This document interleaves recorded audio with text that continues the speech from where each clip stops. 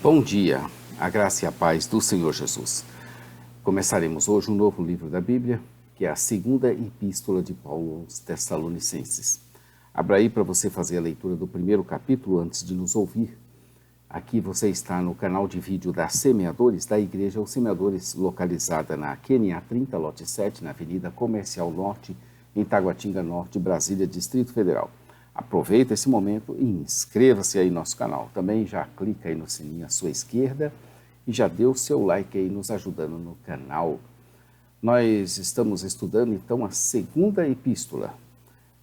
O propósito dela foi complementar a carta anterior, de 1 Tessalonicenses, dando aos Tessalonicenses instruções adicionais sobre a vinda de Cristo e a importância de um viver diário responsável.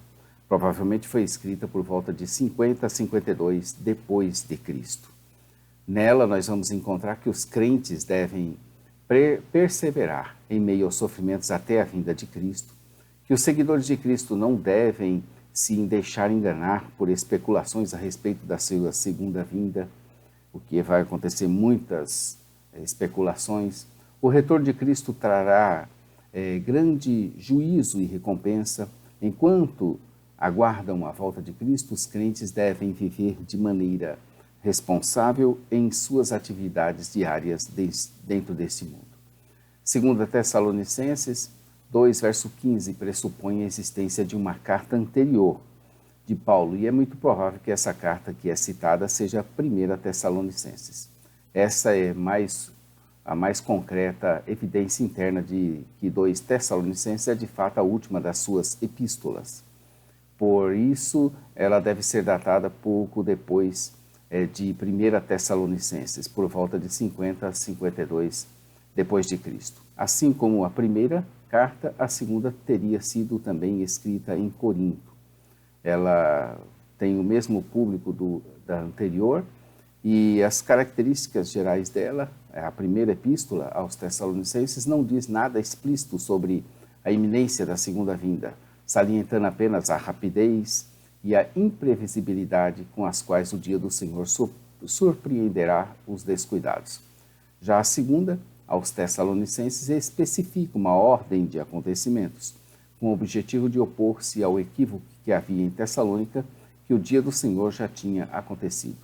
Dois temas principais nessa carta merecem especial atenção. Como na primeira, Paulo novamente escreveu sobre questões levantadas acerca da vinda de Cristo. Depois de enviar a primeira, o apóstolo recebeu mais relatórios concernentes à congregação em Tessalônica. Havia motivos de regozijo, pois os tessalonicenses continuavam a progredir na fé, no amor e na constância. Mas também havia motivo para preocupação no tocante às questões de doutrinas e comportamento. A segunda epístola foi escrita principalmente para complementar os primeiros ensinos de Paulo. Nela ele corrigiu uma falsa crença perturbadora de que o dia do Senhor já tinha acontecido. Essas afirmações enganosas devem ter sido causadas em parte por inferências incorretas feitas a partir dos ensinos do próprio apóstolo, associadas à dolorosa experiência de perseguições da congregação que presumivelmente indicavam a chegada do fim do mundo. O apóstolo Paulo também tratou do problema crônico de andar desordenadamente. Esse comportamento desviado por parte de alguns dentro da igreja havia continuado inalterado depois da primeira carta, tendo se originado na época em que os missionários estavam presentes. Paulo já havia feito exortações para corrigir a situação, porém, de acordo com os relatórios recentes, a situação só tinha piorado. Muitos estudiosos atribuem esse problema de andar desordenadamente à expectação febril da sua vinda, pois a volta do Senhor seria iminente, junto com a conclusão associada de que continuar a trabalhar para o sustento diário equivaleria à negação da fé. No entanto, deve-se salientar que o próprio apóstolo Paulo nunca fez tal associação, visto que o verso 10 do capítulo 3 sugere fortemente que o problema tenha vindo à tona, já enquanto os missionários estavam em Tessalônica, parecia ser improvável que erros escatológicos dessem origem ao mesmo, embora eles tenham promovido uma base teológica cômoda para a sua perpetuação. Nós dividimos a 2 Tessalonicenses conforme a Bíblia de Estudo divide em 4 partes: saudação, ações de graça e encorajamento, instruções e bênção final. Vejamos o primeiro capítulo de 2 Tessalonicenses 1. Ele tem apenas 12 versículos. Leia aí antes de nos ouvir. Aqui nós veremos que a nossa suficiência vem de Deus. A segunda epístola aos Tessalonicenses foi escrita para complementar a carta anterior, conforme nós já vimos. Neste capítulo, nós estamos no capítulo 1. Na primeira epístola aos Tessalonicenses ficou uma espécie de mal-entendido entre os irmãos, que ingenuamente estavam esperando ali para aquela hora a volta iminente de Jesus. Paulo, então, juntamente com Silvano e Timóteo, esclarecem mais o assunto e tranquilizam os irmãos, para não viverem assim enganados. Ele começa elogiando os irmãos e sua fé, e o seu amor, que vai aumentando dia após dia. Ele elogia a constância deles em meio às suas perseguições e tribulações que estão suportando por amor de Cristo, e que Paulo já era sinal, e que para o apóstolo Paulo já era sinal evidente do reto juízo de Deus. Saudações. Versos 1 e verso 2. O apóstolo Paulo saudou e abençoou a igreja de Tessalônica. Como na primeira, Paulo, Silvano e Timóteo é que se dirigem à igreja dos Tessalonicenses, visando levar-lhes uma palavra de esperança e maiores esclarecimentos sobre a vinda de Jesus. Como de costume, eles ministram no início da carta a graça e a paz da parte de Deus e do Senhor Jesus Cristo. Somos assim mordomos de Deus, ministros a seu serviço e da nossa casa celestial. No nome de Deus, ministramos o que recebemos e aquilo que nós temos. Quem não nos recebe ou nos rejeita, aquilo que ministramos volta para nós. Nesse caso, eles ministraram-lhe a famosa graça e a famosa paz, que somente há mesmo nas mansões celestiais. Ações de graças e encorajamento, versos 3 até o verso 12. Paulo relatou que continuava a dar graças a Deus pelo amor e pela constância dos Tessalonicenses diante das perseguições. Ele os lembrou da recompensa que virá quando Cristo retornar para o julgamento e os encorajou a perseverar até esse dia. Dos versos 3 ao 12, veremos as ações de graça e encorajamento. Paulo expressou sua gratidão a Deus pela fidelidade dos Tessalonicenses e os encorajou a uma constância ainda maior na fé. Aqui ele fala a eles que a fé que eles tinham crescia mais e mais, crescia de maneira sobremaneira. Também elogiou o crescimento do amor deles uns para com os outros. A salvação e as recompensas vêm somente pela graça de Deus, com base na justiça de Cristo. Nossa vida subsequente à ação do poder do Espírito Santo nos conforta com a santidade de Deus e confirma a genuidade da nossa própria união com Cristo. Por isso, Paulo e os demais se orgulhavam deles, diante das perseguições e diante das tribulações, e não eram poucas, não. Neles sobejava perseverança e fé.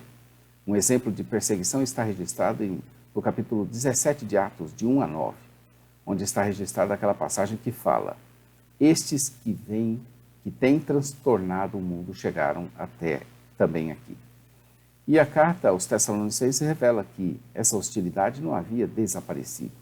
As perseguições aqui se davam por causa dos judeus, que tinham inveja do progresso do Evangelho. À medida que Paulo ia construindo o Evangelho e trazendo a mensagem de vida, os judeus, iam desconstruindo aquilo que eles podiam. Por isso, pela paciência, pela perseverança, pela fé que demonstravam, eles os consideravam dignos do reino, não no sentido de mérito, mas no sentido de graça. A graça cooperou para que eles suportassem e não suportaram porque eram melhores. Em outras passagens, Paulo falou para sobrevivermos uma vida de Deus, uma vida digna da vocação de Deus, de Cristo e também do Evangelho. Com isso, ele não quis dizer que as pessoas por si mesmas são capazes de se tornarem dignas de receber as bênçãos de Deus. Pelo contrário, ele falou sobre os estilos de vidas apropriados para os que recebem essas bênçãos. Pela graça de Deus, nós somos capacitados a viver de maneiras que são apropriadas ao povo de Deus. Nesse caso, Paulo tinha em mente a capacidade de suportar a perseguição. O reino aqui, verso 5, refere-se à consumação do reino universal de Deus sobre a terra, o que acontecerá quando Cristo voltar.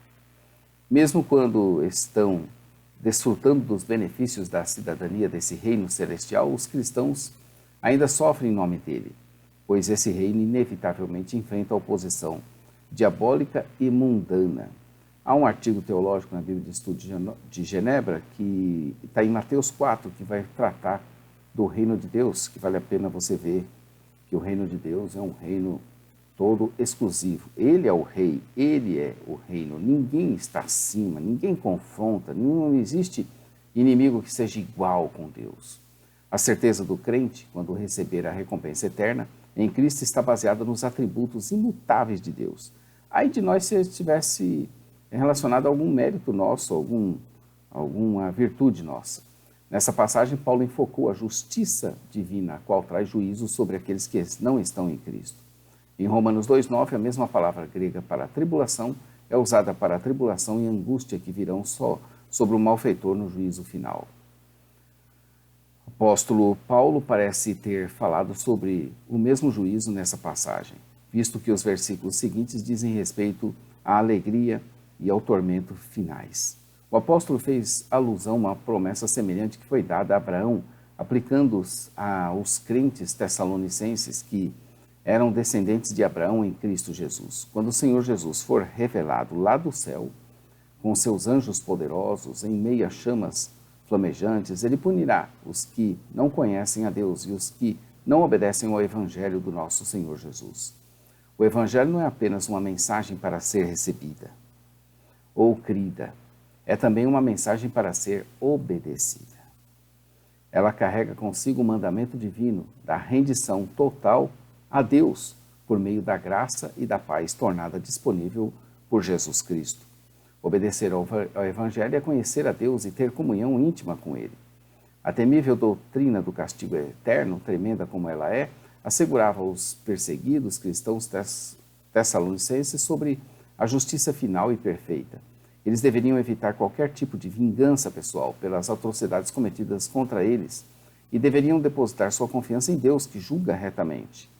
Novamente, nós temos outra recomendação de um artigo teológico lá em Apocalipse 19, que vai falar do inferno. Vale a pena você também ler. Se você não tem a Bíblia de Estudo de Genebra, adquira conosco na sua editora e livraria Os Semeadores. Naquele dia, verso 10, o dia do Senhor, quando Cristo voltar para os seus santos, no dia em que ele vier para ser glorificado em seus santos e ser admirado em todos os que creem, o juízo final do ímpio ocorrerá, e eles sofrerão a pena de destruição eterna, a separação da presença do Senhor e da majestade do seu poder. Por isso, ao perceber como era importante para os tessalonicenses suportarem os sofrimentos, Paulo lhes contou sobre suas orações a favor deles. Ele orava para que Deus os sustentasse em suas lutas e os fizessem dignos da vocação a que foram chamados, e com poder cumprissem todo o propósito e toda boa obra que procede da fé. Veja também 1 Tessalonicenses 2,12, uma passagem que descreve Deus como aquele que chama os crentes para o seu reino e para a sua glória. Paulo apontou para a interconexão entre os crentes glorificando a Cristo e a Cristo glorificando os crentes. À medida que os crentes suportam as tribulações, eles trazem mais honras a Deus. Porém, a capacidade deles de suportar também os conduz à glorificação deles mesmos. Nós temos a glória em Deus em Ezequiel 1, que também é outro artigo teológico muito oportuno nesse momento. No texto do verso 12, assim, o nome do nosso Senhor Jesus será glorificado em vocês e vocês nele, segundo a graça de nosso Deus e do Senhor Jesus Cristo. O texto grego não contém o segundo do, e pode, portanto, ser traduzido como do nosso Deus e Senhor Jesus Cristo, o que constituiria num uso distinto do termo Deus para Jesus Cristo. Então não ficaria assim: o nome de nosso Senhor Jesus será glorificado em vocês e vocês nele, segundo a graça de nosso Deus e do Senhor Jesus Cristo. Então não ficaria graça de nosso Deus e do Senhor, mas sim graça do nosso Deus, Senhor Jesus Cristo. Há ainda outras aplicações do termo Deus a Cristo no Novo Testamento. Paulo habitualmente fala de Cristo e de Deus Pai juntos numa unidade íntima em outras passagens dessas cartas, e afirma de modo claro que os atributos da divindade pertencem a Cristo Jesus. Em ambas as traduções, a dignidade conjunta do Pai e do Filho está manifesta. Nós temos outra recomendação de outro texto teológico em João 1, que vai falar de Jesus Cristo, o Deus e o homem. Jesus Cristo, Deus e homem. Vale a pena você também conhecer. A Bíblia de Estudo de Genebra pode ser adquirida aqui conosco, na Semeadores. O verso 1 do capítulo 1 diz: Paulo, Silvano e Timóteo, igualmente a primeira, né? A igreja dos Tessalonicenses, em Deus nosso Pai e no Senhor Jesus Cristo. E o verso 12 diz: a fim de que o nome do Senhor Jesus seja glorificado em vós, e vós nele, segundo a graça do nosso Deus, Senhor Jesus Cristo. Gostou? Paulo conclui esse capítulo falando do nome do Senhor ser glorificado neles e eles sejam glorificados nele. É assim mesmo que acontece. Primeiro, damos a glória a Deus. E Deus nos glorifica nele, aprovando a sua obra que é feita por meio do Espírito Santo. Quando reconhecemos que a nossa suficiência vem de Deus e somente dele, reconhecemos que o homem não é nada, mas Deus o usa e assim o glorifica ao usá-lo diante dos outros homens. Deus é demais. Amanhã veremos o capítulo 2, que ninguém vos engane. Tem muitos canais aí falando da volta de Jesus, do Messias. Toma cuidado aí com certas afirmações, certas colocações que não agregam valor, só trazem confusão. Inscreva-se no nosso canal, clica aí no sininho e já dê o seu like aí, nos ajudando. A parte escrita, onde você pode pesquisar, se aprofundar mais, está aí no Jamais Desista. Qualquer dúvida a gente responde. Ou tenta responder quem somos nós, né, para dar todas as respostas. Mas a gente ajuda a pesquisar aí, junto com homens santos de Deus, a gente vai encontrar as explicações mais interessantes. A parte escrita, jamaisdesista.com.br. A loja virtual, onde você pode ver esses artigos teológicos, você tem uns 4, 5 hoje aqui, da Bíblia de Estudo de Genebra, você pode adquiri-los conosco. Adquira aqui na semeadores.com.br. Programa de rádio, todas as quartas, das 14h30 às 16h30, Momento Missionário Palavra de Vida com o pastor Johnny Ramos, diretamente da Suécia, na nossa rádio e dentro da nossa igreja na QNA 30, lote 7, na Avenida Comercial Norte, Taguatinga Norte, em Brasília, Distrito Federal. A todos um bom dia, fiquem com Deus. E como dissemos sempre, né? Maranata, ora, ora, vem, Senhor Jesus. Deus te abençoe, querido.